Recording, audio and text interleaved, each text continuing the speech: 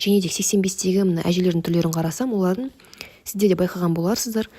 Мүмкін мысалға олардың осындай бұлшықеттер осынша қысқарған маңдайының, және де олар бір нәрсеге таңғалған кезде олар бүйтіп дейді кішкене ғана, потом деп қайтып түсіре салады. То есть кішкене ғана өтіп так дергается вот так и все, қайтып түседі өстіп.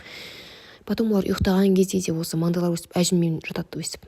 То есть у них вот эти морщины никуда не исчезают. То есть кетпейді олар, қайтып түспейді бүйтіп дальше, Бұл көтергеннен кейін қайтып 0-ге дейін түсіру, бұл тек қана жастардың ғана істей алатын нәрсесі. Жастардың немесе осы миофасциальный, то есть маңдайды терең массаж жасайтын адамдарда ғана болады. То есть бұлшықет қысқарғаннан кейін оны қайтып түсіріп тұру керек. Обратно нужно удлинять мышцу. Енді бұндай бәрінде болады. Бұл тек қана мен осы маңдайдың ғана бұлшық етінде мысал